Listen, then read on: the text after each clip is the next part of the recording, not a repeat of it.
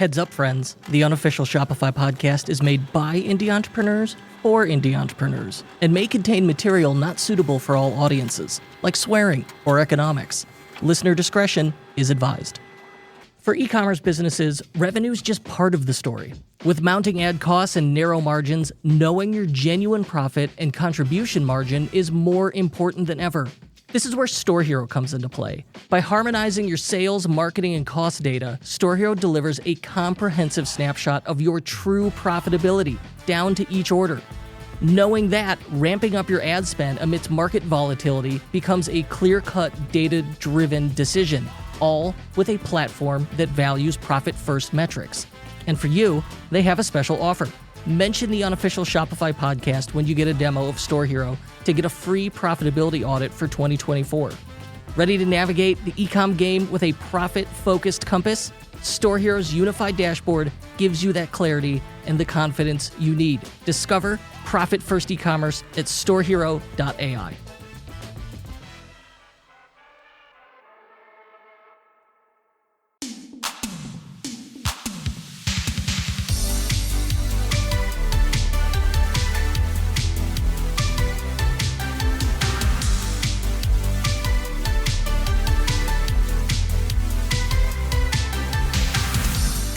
So, we are talking today with the co-founder of Nomad the Label, an Australian women's clothing brand, with what I think is an interesting customer profile. And I'll let him explain it and walk us through that. And also a listener of the show. So always fun to be able to bring things full circle and interview someone who learned a lot of what they're going to teach us from other guests on the show.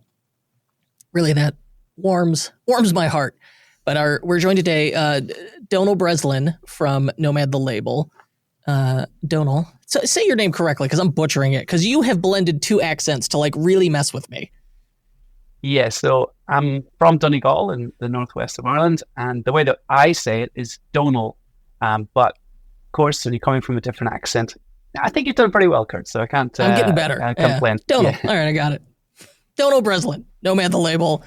I'm Kurt Elster. Check nasty. This is the unofficial Shopify podcast. Let's get into it. Okay, I want to know. Let's just start with simple. Nomad the Label sells clothing online. A lot of people do. What's different? What do you sell? We sell comfortable, natural fabric, primarily linen clothing, and we have found a great balance between the style and also comfort. So our customer is primarily a lady over 40, and she puts a lot more emphasis on the comfortable fit and also the breathability of the fabrics. She probably has a little bit more money to be able to support a sustainable label like ourselves, so she's more eco-conscious. And the clothing for us is probably a little bit more practical. When a younger lady is out shopping, she might be thinking about being a bit more sort of sexy and exposing certain parts of the body. As you get older, you're a bit more conscious of the areas that you'd like to be covered. And I think we do that really well. Why linen? I love linen. I always, for years, have kept a linen shirt in my closet, just because, you know what? I don't want to be fashion sweaty. I'm a sweaty man. I don't want to be fashion sweaty. Linen is great. It breathes. A little delicate, and I'm a messy baby, so I like wreck or destroy white linen shirts about every other year and just replace them. So I love linen, but why did you end up going with this material as kind of like a key piece of this brand? Yeah, so I'll get into it in a moment in terms of a former brand that we had, which was more boho, so it was more colorful. My wife, when she started Nomad the Label, she wanted to design clothing that she was more into. So she was sort of transitioning in what she was looking to wear. And linen is a natural fabric, the breathability aspect of things. And also it's plain colors. It's classy, but yet it is casual. And very much at this present time, there's a lot of trends around the world that's sort of in sync with that linen. And thankfully we've been able to ride some of that in the last sort of 12 to 18 months. What was this your first e-commerce experience? What have you been doing this whole time? So the right back to the beginning is where my wife Louisa and we met at a music festival called Rainbow Serpent, which is in the country areas that Aussies would call in the bush. I was working in tech recruitment in Melbourne at the time, and my mates actually had a market stall beside her. They were just selling onesies just for fun, and she had a market stall, and she was selling stuff that you might wear at a festival. And we hooked up, had a great weekend together, formed a romance, if you like. And for us to make it work, I had to come and join her on the road. And we were for many years traveling up and down the east coast of Australia, attending various different types of festivals and events, selling our wares out of a large van. And we used to live in the van as well. So you can see where the name Nomad came from. We were very much living that hippie nomadic lifestyle, and we evolved into a sort of boho brand, we'll say. So very colorful, beachy type, and it could be sold to a broad range of people, which is great when you're actually doing it in person. So when people are attending various types of family events and stuff like that, we'd be able to have something for them. So we did dip our toe and got that brand up and running on Shopify. But like many things in life, you make mistakes first time around. We would have never have been as successful with that brand, probably primarily because we didn't have the unit economics. Like, you need to have a certain margin to be able to market your brand online. And also, it's going to be very difficult to be successful if you're another Me Too brand. So in fashion, there's obviously tens of thousands of labels. To stand out and to cut through, you need to have something that's unique, that's different, that's serving an audience a little bit different and better than anybody else. And we didn't really have that with the first brand. So we were successfully selling it at events and festivals, as well as somewhat selling it online successfully, but nowhere near what we're currently doing with Nomad the Label. And when COVID hit in early 2020, our full schedule was just completely cleared out. You mentioned transitioning from that first brand to Nomad. What were some of the key learnings from that transition? The learnings that I'd say is that you need to be focused on a certain type of profile who is willing to pay you the sum of money that is a large enough average order value that you have enough to go to market. So as we all know, to be successful on e-com, to really scale, you have to advertise on Facebook and Meta. So the way that I always looked at it is that I need to give them a quarter of that average order value, which in our case is $60. And without actually having that, very difficult to be able to take your offering to enough people that you can grow a business. And I think that's been key to where we are today. And then the next thing is not devaluing your product. I think to begin with, we, like many others, think that, well, you have to run a sale. You have to discount your products. Where we did not want to do that with Nomad the Label. We wanted to offer something that people were happy to pay the full price for. And they appreciated the added extras, which is the service. Like, we have built a whole business around what would this woman appreciate. During the time of the pandemic, you probably remember there was a lot of excuses made by businesses as to why they couldn't offer good service. And I think that some of that was fair and reasonable, but a lot of them were just using it to make excuses to why they couldn't offer it. And in our situation, we actually went further, where I myself was the customer service representative. I was wearing many hats at the time. Thankfully, I have two women today who perform that role, but I still jump in when necessary. And I would spend time with her and I would ask her questions, understanding what she is looking for in a clothing brand, so that we could actually build a business around it. Like, you're probably familiar with Jeff Bezos. Let's talk about Amazon's success, and that when they're having board meetings, they have a vacant chair that represents the customer, and nothing gets through those decision-making processes without actually considering what's good for the customer. And that's what we did. We didn't think, well, what do we want to bring to the world? in terms of the designs and what do we think would be good. And I believe people are a bit biased around what they think would be good for them. Meanwhile, they need to actually say, well, what would our customer want? And sometimes that means it's inconvenient. You know, we used to do a lot of things around manual processes to deal with exchanges, to make it super easy for our customer, that now we have automation that's very effective. And there's just different things that you'll do at different stages. But the key thing is that you've got to know your customer, and you've got to be able to form not just the products that she likes and the way that she likes it, but also the service that she appreciates and then is willing to pay you, which in many cases can be a premium, because she can go down to cheaper stores and find things that maybe in her eyes are similar, but people who really appreciate high quality premium linen, and who is also appreciating the service around that she's not going to get from anyone else. So we start with really the cornerstone of our success here. What we're starting with is ideal customer profile, is having that extremely clear idea of who we're selling to, but more importantly, why they're buying, what they're getting out of it emotionally. Like I got a comfortable linen dress. Okay, that's too literal. What's the real emotional outcome? What do you think the reason they're buying? I think it's worth mentioning that we put a lot of effort into content. You guys have all heard it out there. The content is king. And one of the things that we do really well is we create videos that showcase the products very well. So during the time of the pandemic, and just to mention, we get all of our production in Bali. And during the pandemic, there was no tourists there. So a lot of these beautiful villas shifted to doing photo shoots. And we would actually get a photographer who was excellent, as well as my wife would participate when we could travel over there and actually do both the still images as well as the videos. So we create a whole experience for her when she sees our Facebook ads, and we're in the last 6 months been using VideoWise. So we place these videos onto the product page.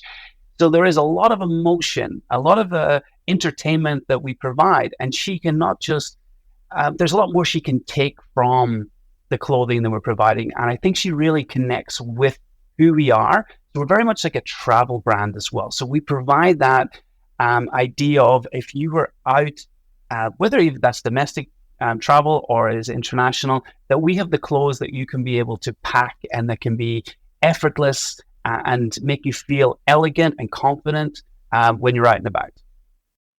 I get how that makes the brand stand out, combined with the content. How did you identify this niche? It's not going to happen overnight for any brand, especially in that first 12 months to 18 months. You've got to try things out. When we started out, I don't know that we had it as laser focused as we do now. And I think a lot of that came from me actually speaking to her and understanding what she's looking for. And then we just narrowed in and understand what she's looking for. So there's a number of things that really are key for her. Trust is huge. Absolutely. Yes, you can do all the marketing in the world, Kurt, but if you can't deliver on what you've actually set an expectation for, then they're not going to come back to you. It's all good and well, paying Facebook all the money in the world to acquire customers, but you will not be a profitable business if they don't return. So when Our Lady orders and she gets the product, and if you think back over the last number of years, there's been a lot of scams going on, and there's been a lot of people disappointed on the type of product that they actually get through the mail. But in our instance, we provide an experience. When she opens it, we have natural fabric bags. We package it up beautifully. And when she holds the linen, she knows linen well. She knows it's the real deal. It's a quality premium linen. And there is a great relief from that. And thankfully, in many cases, she takes that positive feedback onto Facebook ads and she shares it, and it's absolutely golden. And then we'll respond to that. So you get that momentum coming from that. We've had that where one lady will share it with another, and we have, that positive word of mouth experience. So the product is key. Creating the beautiful content that she resonates with, I think that's also key. And most particularly, the customer experience is huge. I personally take a lot of joy from that. I think in many cases, when you're dealing with large businesses, let's say banks or telcos or something like that, it can be very frustrating dealing with the type of customer service there, because they're trying to put you into a category very quickly as to how they deal with your inquiry, where I feel like a lot of people like to be listened to. So our lady will actually call us up, share with us her query or her experience, and we'll actually talk to her and we will solve her problem, and we can be able to do it in a quick fashion. And overall, there's just a good experience for the customer, and that's really compounded and built up a great momentum to where we find ourselves today. Hey, Shopify sellers, listen up. Get ready to unleash your creativity with the brand new landing page builder from Zipify Pages. This isn't just Zipify's biggest update ever. It's a revolution in building Shopify store designs. Say goodbye to clunky designs and hello to total customization. With Zipify's new builder, you're the boss of every pixel on your site.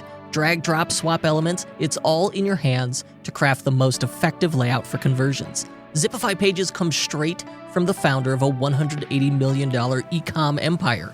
These templates aren't just pretty, they've been tested in the arena with a 9-figure Shopify store. And it's easy to use. A few clicks and your product pages, marketing pages, blog pages, even your homepage will be looking sharp and conversion optimized for maximum sales. And because these templates are tested in a 9-figure Shopify store first, you know they actually work. So why settle for the standard when you can have a site that's uniquely yours? You could try Zipify Pages and their brand new builder for free for 14 days when you go to zipify.com/Kurt. That's zipify.com/KURT to try Zipify Pages for free. And if you tried Pages in the past and thought it wasn't for you, you owe it to yourself to try it again, because the new Zipify Pages is a game changer. Zipify.com/Kurt. Check it out.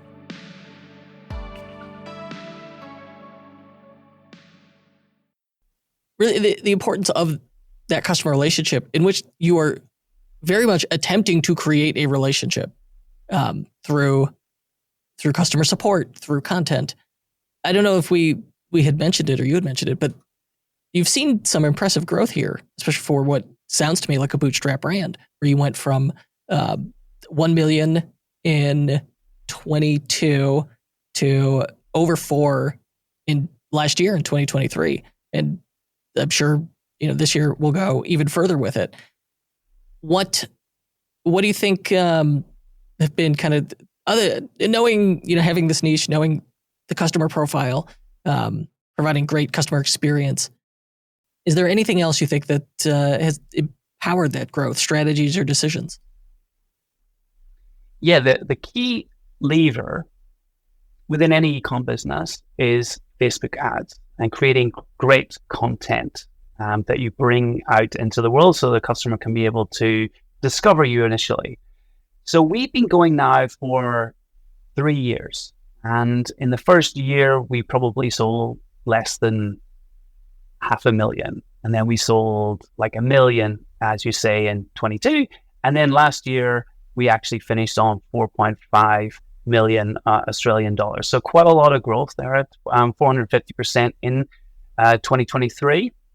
The key period that I think we actually really took off and had that flywheel effect was about 18 months ago.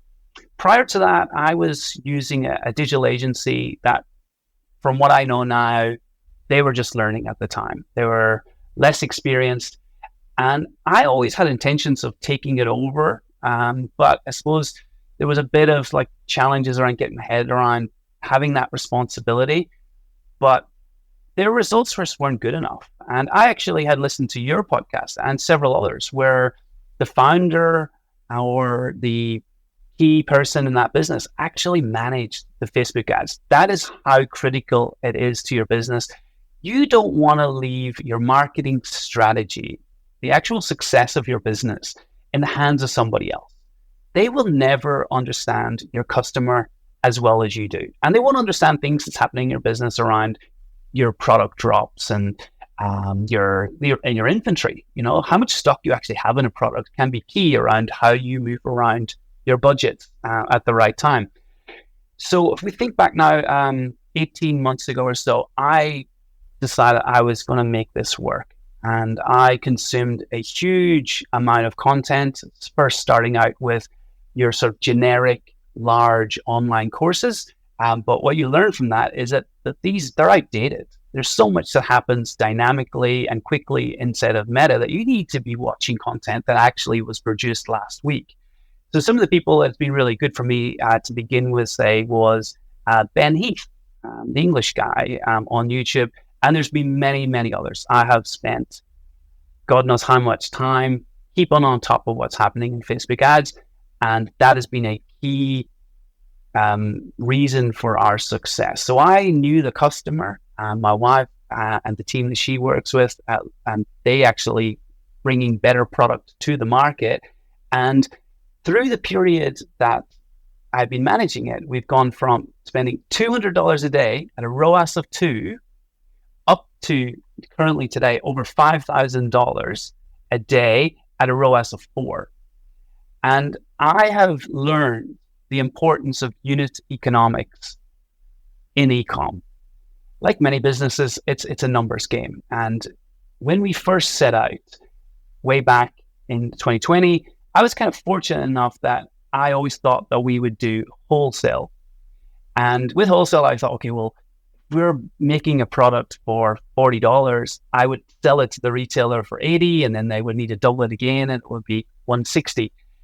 So I knew that you needed a lot of money to be able to get your marketing, but I didn't quite understand it like I do today. But thankfully, we got the pricing right from the beginning, because what I know now is unless you have a gross profit margin of over 50, you probably shouldn't launch your product. You should go back and get that right, because it's very difficult to go from, let's say, a gross profit margin of 30 and over a period of a year, push it up to 60. Like that is going to be really, really hard to do. I say lots of kudos to the brands out there that have got low profit margins that actually can be successful. But I think the formula for most brands is to have more than a 50% gross margin to be able to go to market successfully. As you know, there's so many variable costs as you scale in e-com that you need to be focused on, which today many more are, and that is your contribution margin, or the guys over in True Classics will be calling it a profit margin. So that's always been, say, our North Star. But to get there, I always maintain that I need to get a ROAS of 4. Now, of course, that's a blended, so it's both Facebook ads as well as Google. And there's times where it goes lower, but I will always pull it back to make sure that the budget allocation means over a month or 2 months that we will get that 4. I know that if I've got a 4, as well as a cost of acquisition that's between a 50 and 60 Australian dollars, that we're going to be profitable, we're going to be successful, and that I can continue to scale the ad budget profitably. And the key thing for any e-com business out there is getting the amount of expenditure right. So you don't want to overspend, because obviously there's been a lot of examples where businesses have had their 40 or even some cases 60% of their total revenue they're spending on marketing. And then when tough times came to e-com in the last 2 years or so, many of them have really, really struggled because they're too dependent on Facebook ads for their acquisition. And that has definitely caused them a lot of trouble. So, but then at the same time, you don't want to underspend.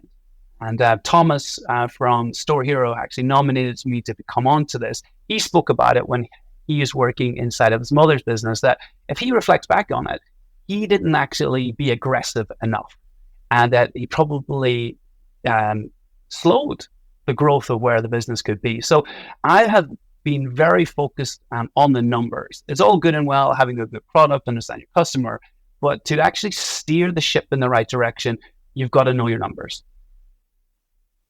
For sure. It's so difficult to make a decision. And everybody goes, I'm data driven. Yeah, but data driven, but if you don't know not just the budgets, not just the accounting, but the actual breakdown of the numbers within that, and in this case, we're talking about contribution margin, unit profit economics is what we're interested in. If I sell one widget, how much of that am I actually taking home? Which will then determine, okay, this is what we can realistically spend on ads. And when you don't have a solid grip on that, yeah, you could spend yourself into oblivion, but realistically, you're going to do the opposite. You're going to be overly conservative and just make your life needlessly more difficult than if you'd understood it and went, oh, we actually could have spent more than we realized. So like for sure, Store Hero works well for you. In your journey, any other apps or tools that have added value to Nomad the Label? Yeah, so I love this part myself, the vendor selection. I've been following a lot of top e-com stores, anybody who's been putting out content, and we have adopted, I would say, a lot of the best practice tools that are out there. So obviously Shopify is at the core of everything. Most stores these days have Klaviyo, so that's key in terms of both having our flows and our campaigns. As you can gather from things that I've said, customer experience is absolutely huge for us. Gorgeous is best of breed. That's been huge for us during our scaling period, that we're able to respond in a timely manner. And in the last, say, 2 months or so in Q4, using some of the automation that they've had there. Another one is Loop, which is used by many of the large clothing stores. Obviously, returns is a huge part of what an actual online clothing brand will handle, and it's an expensive solution. I remember looking back around 2 years ago and thinking about Loop, and it's like, there's no way I could go there. It's just out of our price range. But as you scale and you need automation, Loop has been huge for us when it comes to that. In the last, say, 6 or so months, we've been utilizing VideoWise. I knew that our success largely had come from women discovering us on Facebook because of our videos. Louisa, my wife, she actually just uses a very simple tool, Splice, to take the video footage, the raw footage that she has captured on the photo shoot, and then just edit it inside of Splice. And then we use them in Facebook ads, and then we convert them into MP4, and we upload them onto VideoWise, and we put them on the product page. There's not many clothing retailers that I can see that's doing it very well, particularly in the women's. I think I was a bit, we'll just say, ballsy to be able to do it. But I took some comfort from True Classic. So they have the stories widget, and they're placing it just underneath the order tab button on the product page. And we have done the same. And to be fair, it's been excellent. Those are shoppable videos. And I think you're hearing how much importance is being placed on short form video. And we have had great success from that. And I really want to harness that going forward in 2024. So you're using VideoWise to put short form video on here. And oh my gosh, it's cool. Yeah, it's like on the product page. There's several widgets here. There's others I want to ask you about, but like below the product form, I'm on a shirt dress, and it has 2 little portrait cards that are animated. And then when I pop those open, boom, there's the video that looks great. And it turns out it's behind the scenes from the photo shoot. Yeah, even looking at the video, you wouldn't even guess that. It's just it looks great. That's really cool. So I also noticed on here, under the add to cart button, there's a toggle switch, a little toggle, and it says add to Airrobe, wear now, resell later, estimated resale value $92. And this is on a $167 product. So let's work out that math. So they're offering me 55% of retail. So before I've even bought it, you are giving me the excuse, it's like how Tesla does math. They're like, well, the car's price is this after rebates and gas savings. It's like, just tell me the actual price. So here we're going, all right, it's 167, but you could resell it for 92. So really, it's only like $70, buddy. Louisa and I realized the damage that the clothing industry has made to the world. Now, thankfully, change is occurring and people are aware of the amount of consumption that takes place. We want to be a successful business, and of course, we want to put our pieces out into the world, but we want to do it in a conscious manner. And one of the ways that you can do that is giving your customer the ability to sell or resell the product on the circular economy. And Airrobe is the solution you're referring to. It's an Australian business, but also very global at this point. So the way that it works is that the customer, either at the point of sale or later on, can nominate their product to be sold again. And we very much want to make clothing that will last a long time. And we want it to be a big part of your wardrobe. But of course, there will come a time where you're not using it as much. And I suppose in our situation, you can re-buy new stuff from us in that case. So if you want to do the right thing, you can continue to buy from us, but the stuff that you're using less, sell it on to somebody else that maybe doesn't have the same amount of buying power as you, but wants that piece, and they can get it for, say, around half of that price. So that is something that, again, it's not necessarily great from a CRO point of view, but as a business, we want to limit our impact to the world, and we don't want to be selling clothes that just ends up on landfill, like what you're seeing with the fast fashion. Appreciate they can sell a lot of stuff, but how do they sleep at night? Right, yeah. Fast fashion, well, it does. It's kind of a nightmare what it does. I do appreciate setting up that strategy of, hey, don't just, if you're done with this, don't just throw it in a landfill. You could get value out of it, and you could pass it on to someone who will similarly enjoy it. So I do. It's very clever. I like it. Let's see. We also do one other thing, Kurt, that I think is probably worth mentioning. So we work with EcoCart, and I see a lot of clothing labels and other businesses, for that matter, work with them. And I quite like the guys over there. And that's basically just where you're offsetting your emissions, your carbon emissions from sending out your parcel. So they have an algorithm that will look out the weight of your parcel, where you live and how far it will take, and then coming up with a cost. And in that instance, just say it's around between $3 and $5. And we will actually match that donation. So if they pay $3, we will pay $3, so it's in $6. And the money in this particular instance will go towards a project in the Amazon rainforest, which they're conserving, the biggest rainforest in the world. That is critical to our future of the earth. And it's something that, again, probably isn't great from a CRO point of view, but from a brand, we just want to limit our impact on the world as we grow our business. Yeah, I just saw there's another widget on here. Get an instant refund with Refunded. Indeed, yeah. So in the US, when we're selling our products, there's an Australian business called Refunded, and they will actually, before you send back your product to us, provide you with an instant refund.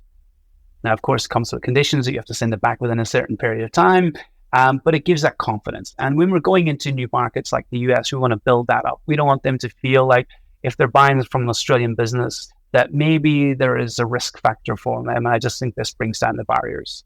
The other benefit that it had for us is that we're able to print labels. And I actually have a brother who's living in California, and we've set up a system there where the labels can get printed inside of the return system, so in Loop or Refunded, and then they can actually send those parcels back to my brother in California through SPUS, and it's at an affordable price for them. And then my brother every month sends them back to us here in Australia. So we've got that system in place in the US. That's pretty good. Yeah, I've not seen that one before. That's interesting. But you said that that's in the US, use Loop returns elsewhere? Yes, right. Okay, so it's region specific. I'm only using the Refunded in the US at this time. I'm not using it in Australia. The system that I have in place here is working quite well, and I just needed to leverage a little bit more trust in that new market. So I've been selling into the US now for about, say, 7 months, and by all accounts, We've done incredibly well. We have a different strategy, Kurt, than I think maybe other brands have, in that they would say, okay, you've got this profile of customer that's doing well. Let's find more profiles that we can also sell the same products to. Where we're going, no, we've been so successful selling to this nomad woman, and she may only be 1% of the Australian population, but she is all around the world. This same needs that I've shared with you, women in the US, in Europe, the Middle East, they're looking for comfortable linen clothing that breathes, that's stylish, that they feel confident when they're traveling to take in their suitcase. So during that period of selling in the US, particularly in the summer months, we immediately took off just using Shopify Markets, sending it over to them using DHL Express, so it can be in their house within, say, 3 to 4 business days. And this coming year, 2024, we really want to take that to the next level. And so we're going to triple down, if you like, inside of North America. And I'm looking at Europe. There's some other complications in terms of cross-border trade to there. I may just, for this year, look at North America and really nail that, because I have the systems, the processes, and the people in place to do that. But the idea over time is to be selling the Nomad brand to many women all around the world.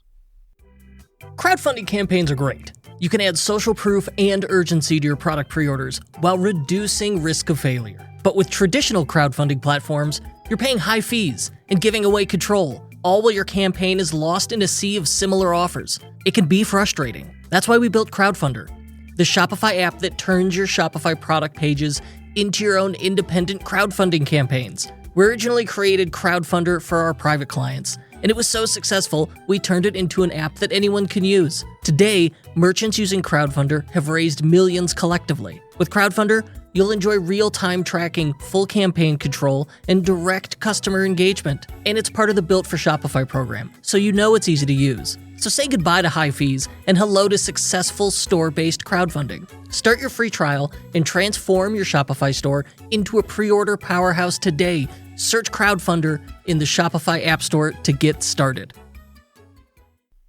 And so I think, like, with a brand like this, we don't run into cultural differences. Like, I would imagine that the messaging, the selling, other than, price and a few spellings, whether we're selling into Australia, the US or Canada, it probably all works about the same, doesn't it? I haven't experienced any problems. To be fair, we have found the winning formula.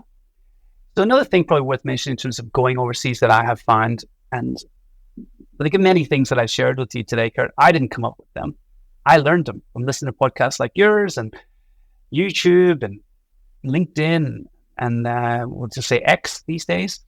And many of the digital marketing agencies say they have success from having a hero product. In our instance, that's the linen pants.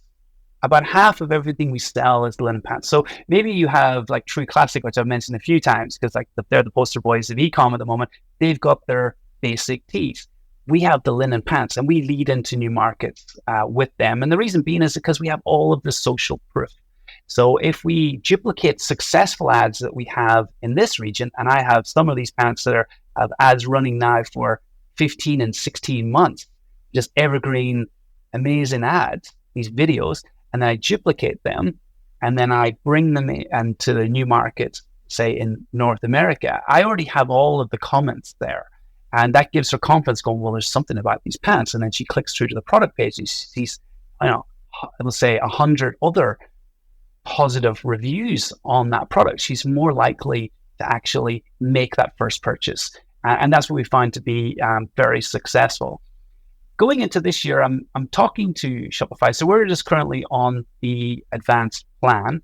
We're selling now in Aussie dollars over 700,000 per month. So we're probably just at that stage where financially, economically, it makes sense to go to plus. So I'm just in sort of conversations with them whether I do that. And that gives me the option if I want to have another Shopify store that I could set up dedicated to North America. So that all of those little spelling, like color, not having the U that it has, and all kinds of little things that we can actually tailor to the message of, we'll just say, women, the nomad women in North America, particularly also with seasons.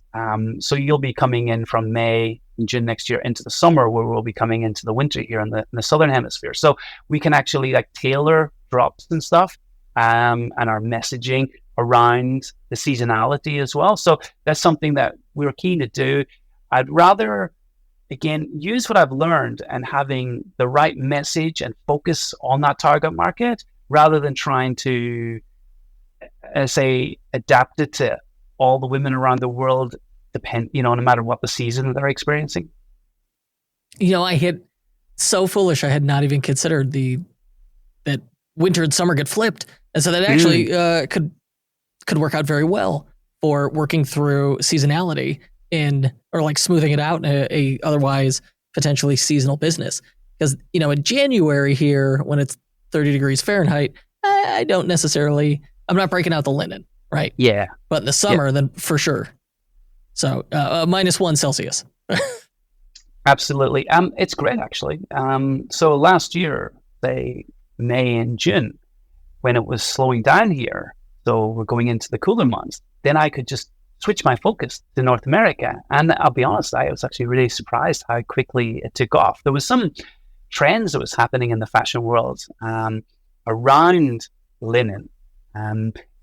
There's a sort of like an understated, this type of profile that we're going after is very different than somebody who wants to peacock and be loud and have bright colors.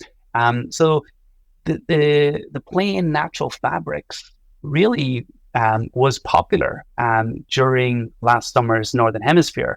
And I really anticipate that to be the case come June next year. And I'm putting all of the steps and the planning in place now that we can take advantage of it. Are there any trends or changes that you notice that you think other Shopify merchants should be aware of? Yeah, well, I think video has to be key. Short form video. That portrait video gets us all. Because you can showcase the product so much better. The customer can get an understanding as to what your offering is and be bought into it so much more than just the still images on your product page. Test it out.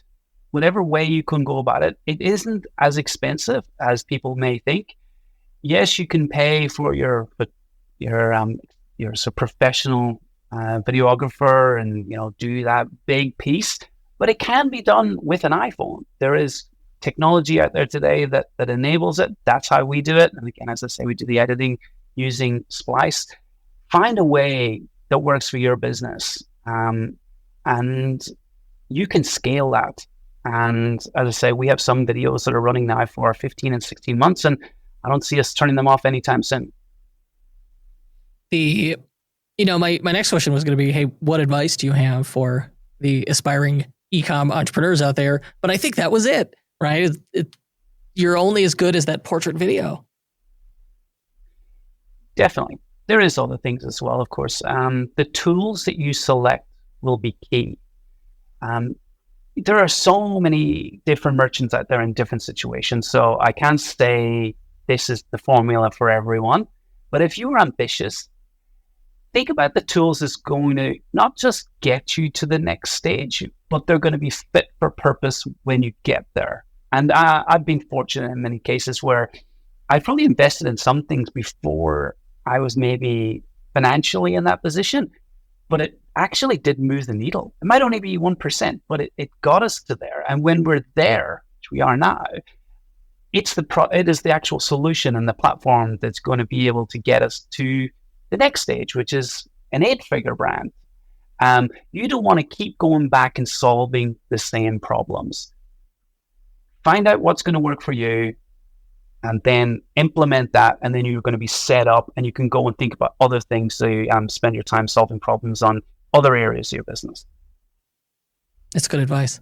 Do the things that future you will thank you for is what I heard. Mm-hmm. What's next for you? What's next for Nomad the Label? Well, we want to be an 8-figure brand. That's the big objective for 2024. And as you can hear from my ambitions overseas, I really do see our global expansion as being able to fuel that. we're actually not going to be doing anything very different. We've done a lot of new stuff in 2023, and I just feel like we've now got the people, the systems, the processes in place to really continue this growth without having to necessarily do anything particularly new, just refine and improve and do it better and set the business up for long-term success. I'm very cognizant that businesses probably got ahead of themselves and thought that the growth would never end. I'm still disciplined and focused on the numbers so that we can have sustainable growth into the future. Louisa and I, yes, we're ambitious, but we're not really looking to be like a 9-figure brand. It's not part of the lifestyle that we want. We still want to enjoy life and not necessarily have the business just take it completely over. I think we want to enjoy the fruits of our labor, which involves lots of traveling, in experiencing the world and then bringing that experiences to our business is very much what we're all about. I love it. Donal Breslin, Nomad the Label, nomadthelabel.com. Thank you so much for candidly sharing that journey with us. My pleasure. It's good to be with you. Thank you.